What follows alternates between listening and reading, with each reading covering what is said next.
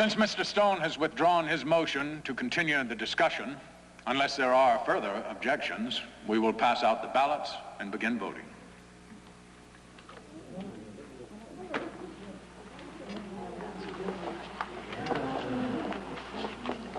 Hello, Brian. I've been worried sick about you. You can stop worrying now. But where have you been? Cut the act, Brian. Iris is aware that your only real concern is to sway her vote. Now, can we get on with this?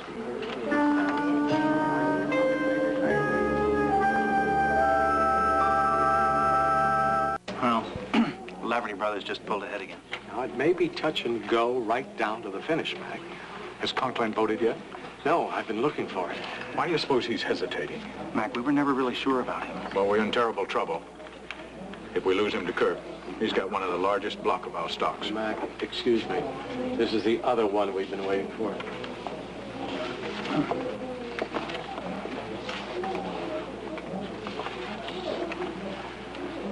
I'd almost rather not know how she voted. I haven't given up hope yet, Mac. It's bad, Mac. Iris voted for Laverty Brothers. My daughter, my daughter. Well, there's nothing we can do now. I'm not so sure about that. We now join our regularly scheduled program already in progress. One of the ballots has been contested. I'm sorry, but it happens. We're going to have to ask the shareholder to come forward and publicly acknowledge her vote. Would Iris Bancroft please approach the microphone here on the platform?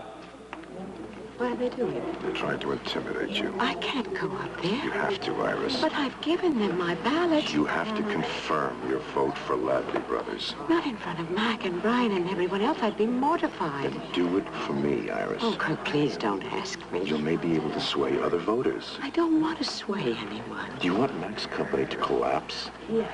All right. Then do it for us. Once this is over, we will leave Bay City and take that trip we've talked about. Mrs. Bancroft?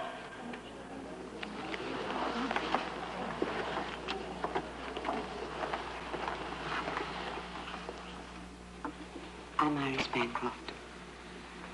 You'll have to speak up, Mrs. Bancroft. I'm Iris Bancroft. How are you casting your vote, Mrs. Bancroft? I'm voting for Laverty Brothers.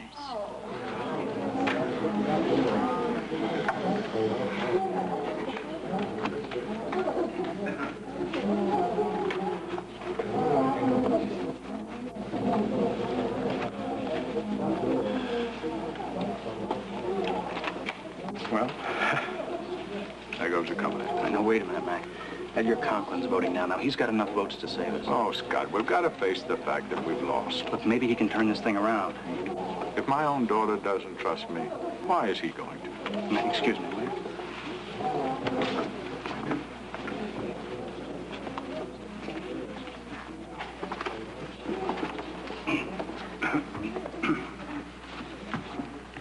Excuse me, ladies and gentlemen, may I have your attention for a moment, please?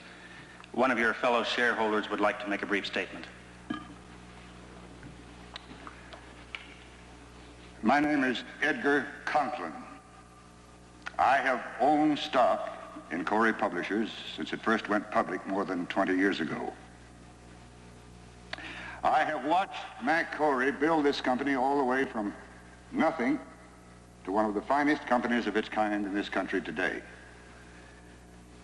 But people tend to forget their loyalties sometimes. I was actually unsure as to how I would vote until a couple of days ago, when someone called and reminded me that Mac Corey has made this company what it is. And that's why I'm glad to say I have voted against the takeover by Laverty Brothers.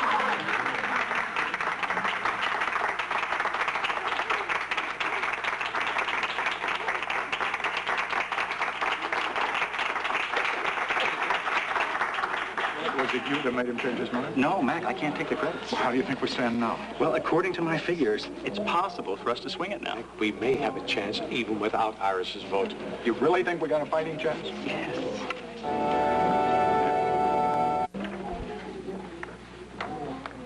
May I have your attention, please?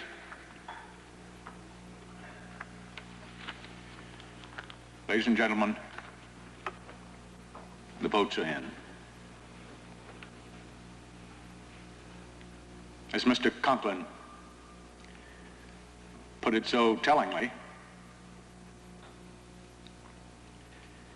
this company has been my life. I'm sure you'll forgive me then if I end this meeting on a personal note. A very deep gratitude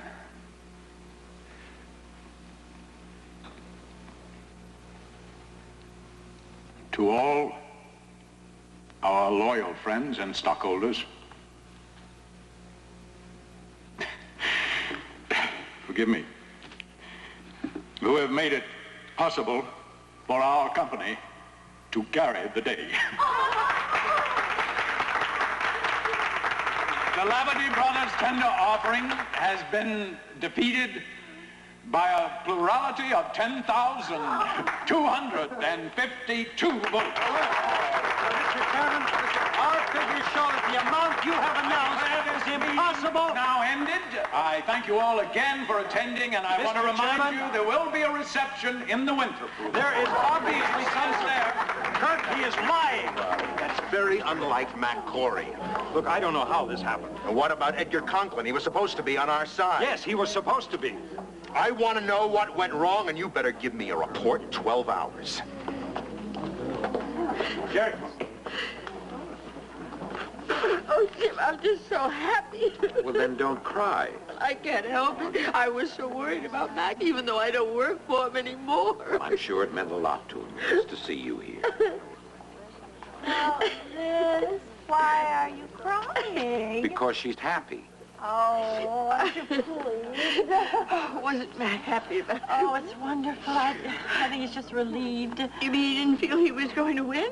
No, not necessarily. He was actually afraid he'd lose his own company. Liz, we all were at one time. Yes, I saw some of the material the Labadie brothers sent out to the Corey stockholders, and it was very persuasive. Although very inaccurate. Well, you know, this only goes to prove that you can fool some of the people all the time, but not all of the people some of the time. Well, this looks like a happy girl. Congratulations on the magazine. Oh, on the magazine. Oh, I didn't have anything to do with that. Oh. Janice did that. I held the card. That's being her usual modest self, you can see. She certainly is. Now, I know for a fact that this loving lady has put a lot of work into that magazine. I saw the issue you sent around today, and it was very impressive. Thanks, Dad. Did any of you happen to see Iris? No, No, I don't know. I don't know what you mean, whether she's left or not. I don't know. Kirk is still here. Maybe you ought to go see if you can find her, see if she's all right. Excuse me.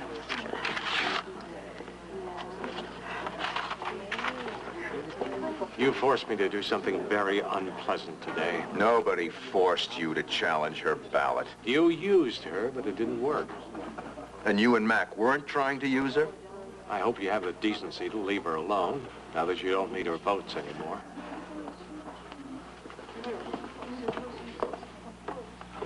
Oh, Jamie. Oh. You seem almost as happy as I do. I'm delirious. All right, let's go celebrate. Okay. Oh, you know, I was so worried for Mac. Well, I knew he'd come through. Oh, did you now? Yeah, well, he always does. Well, you didn't seem so confident earlier. Well, I guess you never know when things are going to go wrong. Well, nothing did, and that's what counts. So, Mac has a hold of his company. I have a hold of you and of my job. Dennis looks pleased, too. Where is he, anyway? There he is. Come on, let's congratulate him. Dennis. Hey, Dennis. What's wrong with him? Thank you. Thank you very much.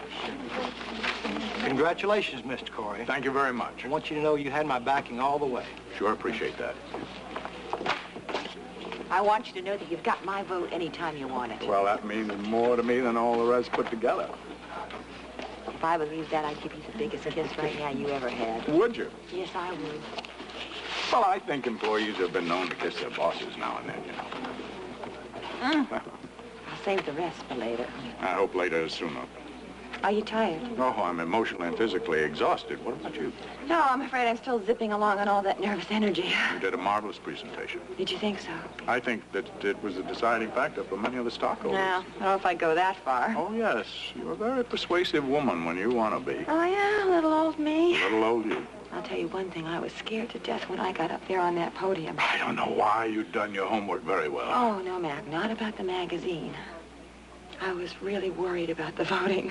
Well, all worries are over now. I still don't even know how you did it. I beat the devil at his own game. I know it. That must have been as a terrible shock to Kirk Laverty. I'm sure it was. How did you do it? I thought everything depended on Iris's vote.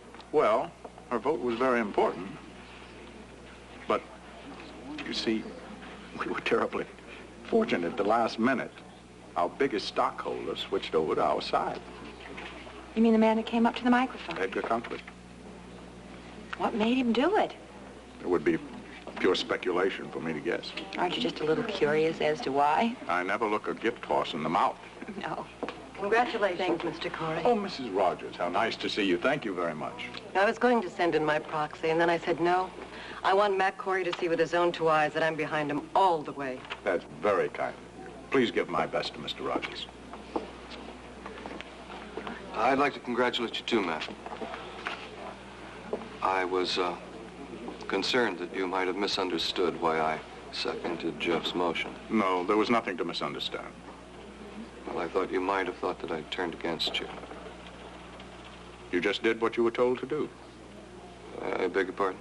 Your action was motivated by a desire to please your boss, Kirk Laverty. No, Mac, that's not... I don't know what I'm trying to talk to him for. There's no way I can explain it.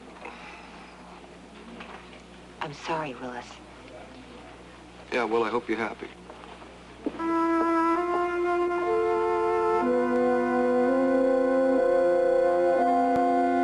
Publisher and businessman par excellence.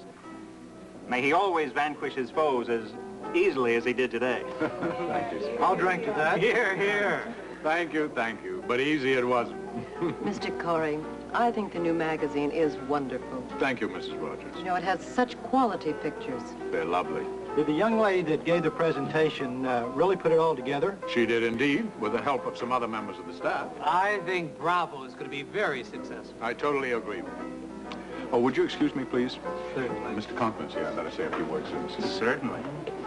Edgar. Mac, I want to thank you so much for your support. You earned it. Well, all the same, you were a great, great help. Well, as I said at the meeting, I was undecided at first. In fact, I was leaning a little toward Laverty Brothers at one point. You said someone changed your mind. That's right. May I know who that person was? I don't see why not. It was your wife. Rachel? What did she say? Just that Corey Publishers was doing very well under your guidance. In fact, it was in spite of all that material I kept receiving from Laverty Brothers. Well, that was very kind of her. She talked about the magazine and various other projects that you have in mind. She mentioned the magazine, too? She did, indeed, in the most glowing terms. Well, I'm surprised at that. Why do you say that? I think that magazine will do very well. I completely agree with you. She also talked about the two of you. Yes, I know that some of our long-term stockholders were a little troubled by our divorce. She assured me that the two of you were still close and that I shouldn't let it influence me one way or the other. Well, well. Sounds like you had quite a chat. She's quite a woman. Yes. Yes, she is. Well, if you'll excuse me...